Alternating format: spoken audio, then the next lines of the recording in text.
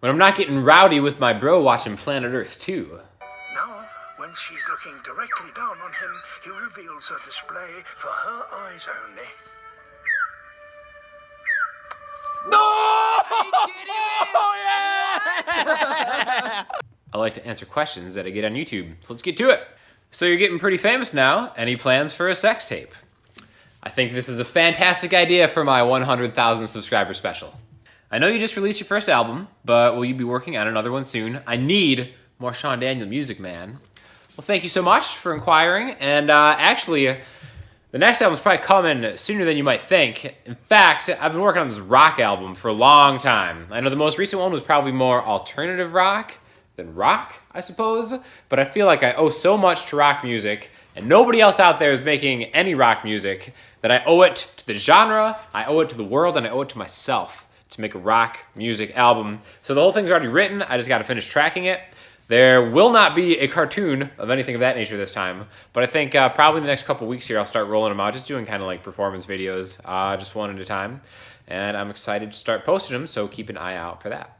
Do you think being a musician is the most difficult profession to earn a living solely by selling music, as piracy is so common, and many really talented musicians go under the radar for far too long? You know, I think honestly the piracy thing has kind of like, that ship has kind of sailed already. Like, really, you kind of just have to stream, and I know that like not a lot of musicians make like any like real considerable amount of money just selling purely music. Really, what you got to do is you got to kind of be out there touring and kind of like doing other opportunities, whether it be like endorsements and stuff like that.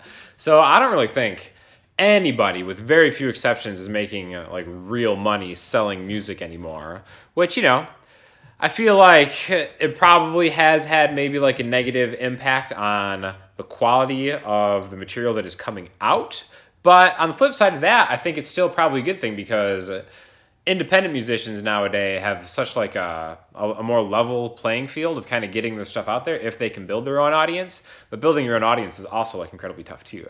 So I mean, there's good and bad for both of it, but I definitely don't think there are many musicians out there, correct me if I'm wrong, that are making money solely off of just selling music, because that's really just not how it's done anymore. And a follow-up to that, to add to what Fazil said, do you think playing in a band is a safe bet to make a living? Is it still possible, or is it something that had a better chance in the 1900s?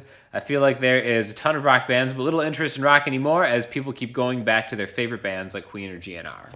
You know, I wouldn't go so far to say it's like a safe bet to make a living, but I do know that if you approach it with like a level of professionalism that most current bands fail drastically to meet, that you can definitely do it. I mean, it might not be like the way that you, like the path that you might think or that you would want to take to kind of like be successful, but like if you're just like a solid band that knows like a lot of covers and can do like weddings and stuff like that, I know people who are like actually really successful and have pretty solid careers playing in like a cover band that kind of does like a little bit of touring, like restaurant gigs, parties, special events and stuff like that, and it can still be a good living. As far as being in like an original rock band, I mean, that's tough. Like the rock thing is drying out. I think it's just one of those things that like there's so many people who kind of want to do it, and there's not like a huge audience for it, and the audience is actually kind of aging out. I remember when I lived in Las Vegas, the DJs were making mad money. Like it was crazy. Like this, like the giant bags of cash that DJs would take into the bank. Like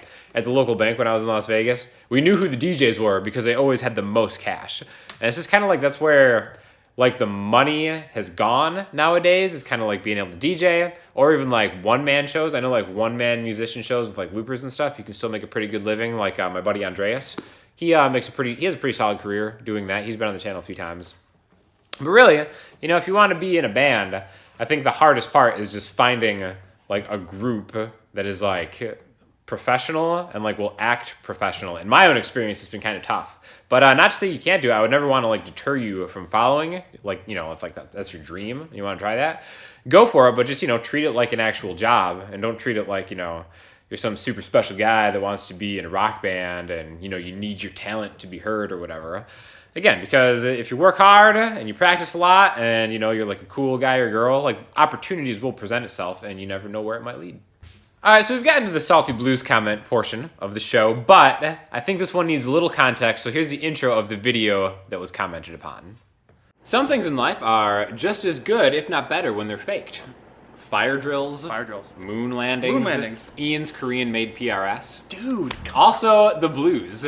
Moon landings. Your ignorance of science and history is amazing. I came here to play guitar, not to listen to your BS. You know, I guess this one's kind of valid. I actually feel bad for this guy. I enjoy his avatar, his 3 penguins just chilling, having a good time. So I really apologize for not making that more sarcastic, because the guy probably just wanted a guitar lesson, and then here comes just another wacko talking about the fake moon landings, which this guy's probably on the internet all day, like defending that it actually happened. But yeah, so I don't know if this one is that salty. I probably am gonna take this one. I'll take the credit for that. Dude, it looks like there is some creepy guy behind the window. It's freaking me out. So that's going on with this stuff right here. It's like some crazy storms going on in Florida right now, and that's really just like a palm tree that's trying to like force its way into this room. So don't worry, this is like pretty high up. Hopefully there won't be anybody attacking me from behind, but I appreciate your concern. Thoughts on Alt J? They released a new track this week and have a new album coming in June. So Alt J exists in a realm with like Grizzly Bear that I kind of have to draw the line, because like I've mentioned before, I'm like a daywalker hipster. So my friends and family have been informed to not let me listen to too much Alt J or Grizzly Bear. Otherwise, like I instantly start growing a beard and like start wearing like tweed clothes and stuff like that. So I know that like Left Hand Free is like a pretty cool song, but never really gotten into Alt J. I don't know. Like I said, it's just a little too hipster for me. I know they're a pretty like solid band. They have like some rockin' stuff, but definitely not my cup of tea.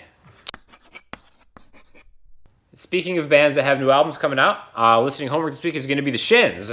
Really a fantastic band who I've always loved. They just released their new album last week, I think.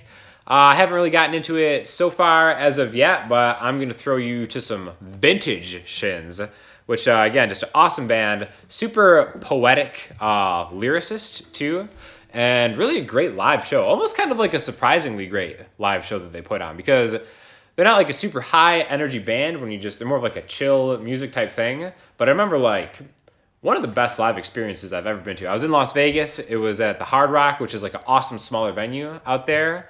And they didn't have an opener or anything like that. It started super late. It was like, they started at like midnight, Vegas time even. And it was like a long day of work, and I had to be back to work early the next day. And I was like, all right, let's just go check it out. And then I think Sleeping Lessons came on first. And it was just such an awesome mood. Absolutely killer band. I love their old stuff. You know, I prefer their old stuff a little bit better. But definitely check out this song. And if you like it, go into their whole discography. They got a lot of cool stuff. And as always, if you have any comments or questions, hit me up on Twitter, Instagram, the website, in the comments. And I'll get back to you as soon as I can. Thanks a lot.